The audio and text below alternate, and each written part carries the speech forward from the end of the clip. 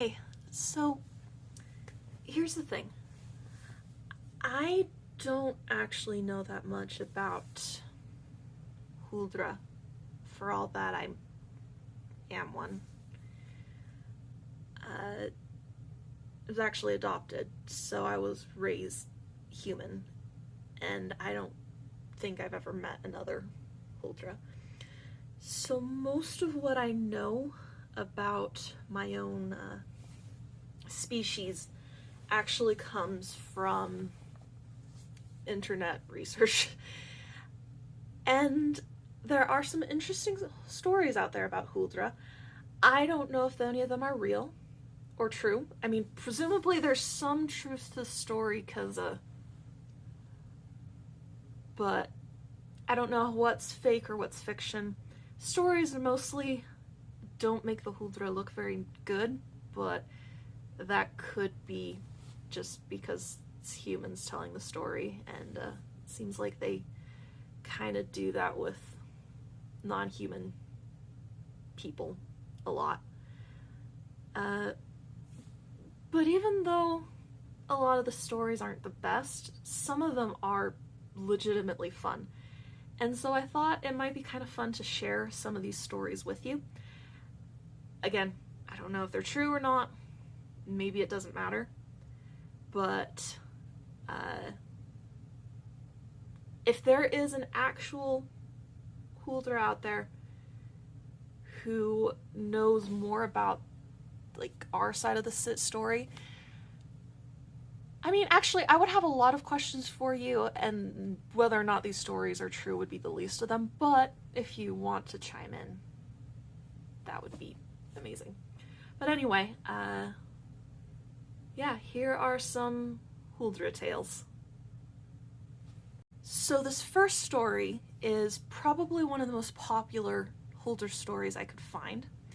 It comes from Sweden near a town called Tivedjen.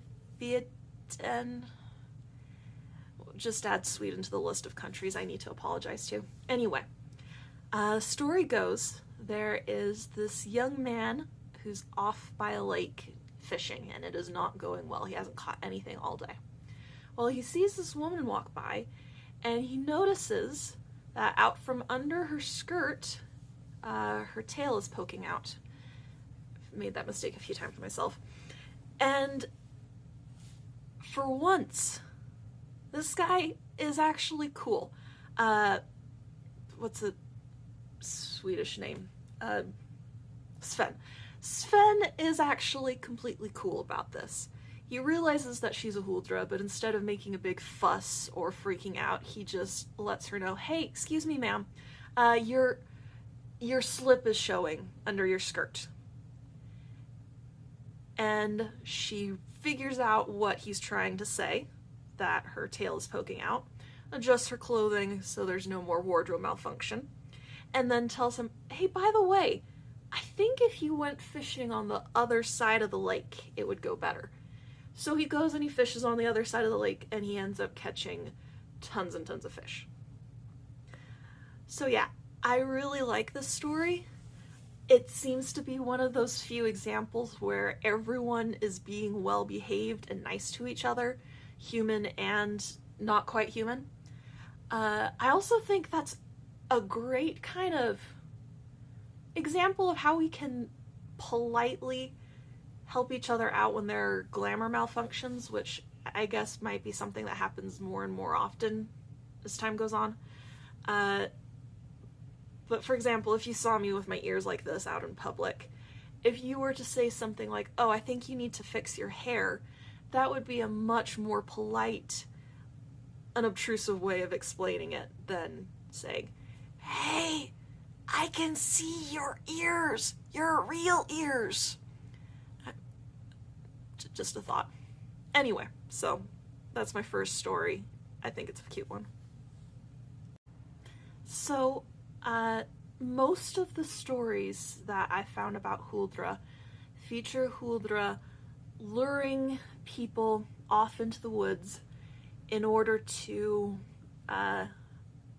do adult activities with dubious levels of consent at best. And I want to be clear, that's not okay. Doesn't matter what species you are, human, not human, whatever. Consent's important. No means no. But also for the record, I have never lured anybody anywhere. But anyway, even though this is one of those stories, and it certainly doesn't make the Huldra look like the hero, it's so bonkers that I can't help but want to share it anyway. It's just kind of fun. So, Sky, for some reason trying to think of Scandinavian names, I can only think of frozen characters, so we're going to go with Olaf. Olaf, young guy, gets caught in a storm up in the mountains.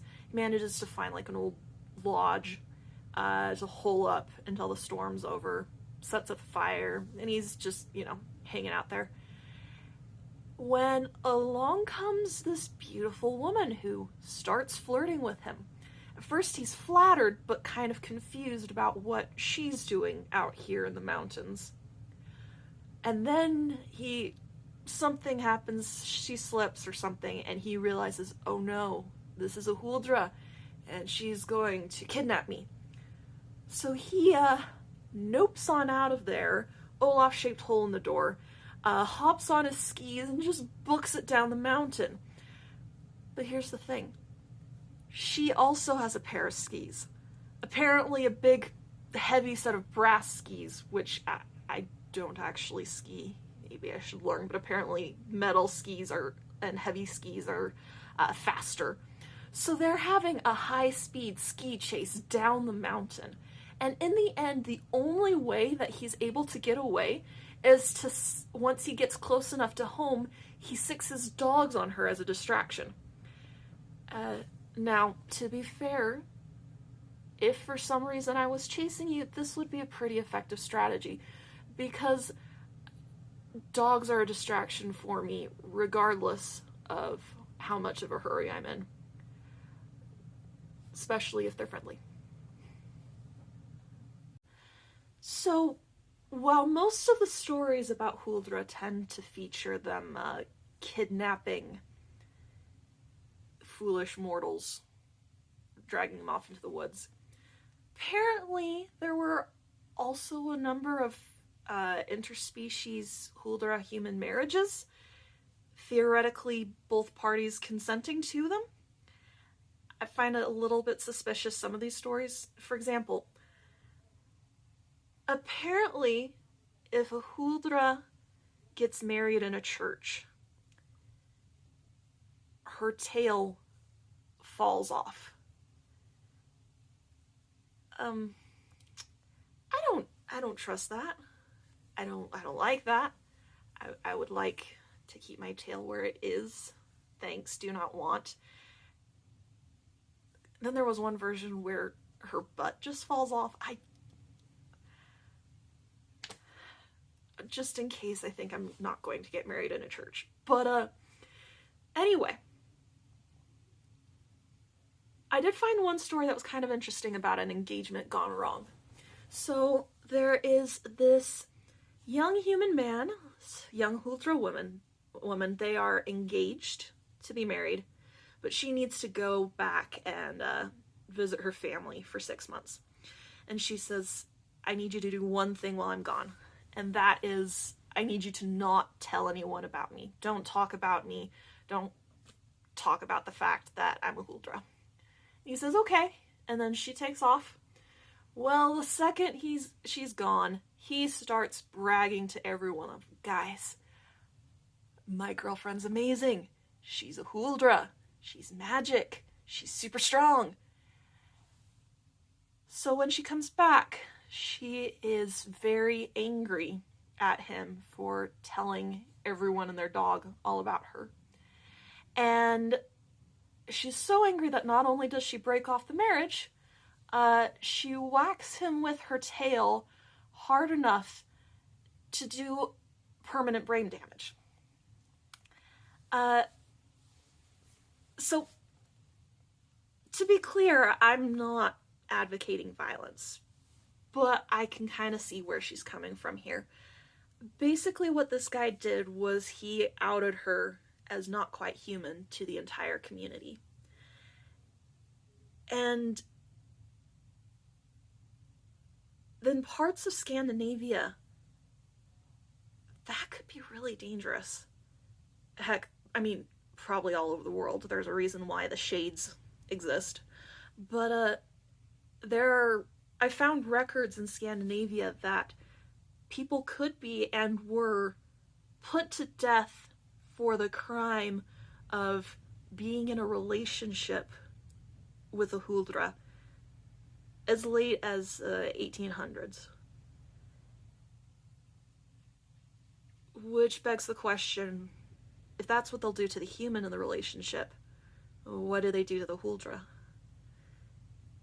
I found one story, but I'm not going to share it here. It's pretty dark. But yeah, I can understand why she responded so aggressively when she found out that he'd been telling people about her. It was kind of self-defense to a degree. I don't want to end this on a depressing note, so I'll finish off with a couple of more light-hearted, shorter stories that I found. There are a few other stories where Huldra are painted in a more sympathetic, even heroic light. One of them, apparently it was a common practice for charcoal burners to leave offerings of food and gifts out for the Huldra, and in exchange, while they were asleep, the Huldra would check up on the fires and on the charcoal that was being burned and make sure that everything was okay and that the fire didn't catch or get out of control. So that's cool. Supposedly, if you can get on the good side of a Huldra, they can really help out with a lot of outdoorsy tasks such as hunting. I found one story where apparently if a Huldra blows on the barrel of your gun, you will have better aim with it, which sounds like something I could probably test. So, we might come back to that one.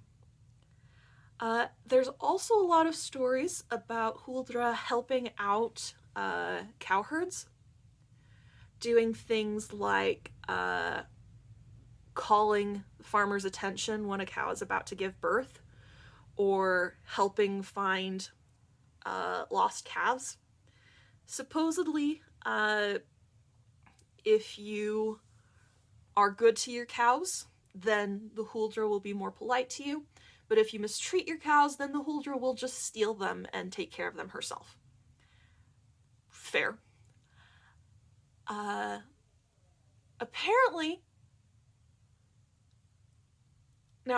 some Huldra can be invisible, or could be invisible. I don't know if that's even a thing people can do anymore. I certainly have never gotten it to work. Glamour's the best I can do.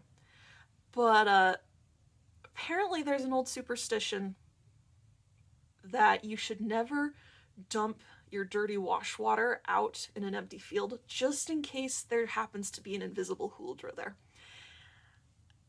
Which, you know what? I think that's still good advice. So anyway, there's a few Huldra stories that I've been able to find. Hope you enjoyed them. A little bit of wackiness that theoretically has a grain of truth. So, yeah, thanks for sharing these stories with me.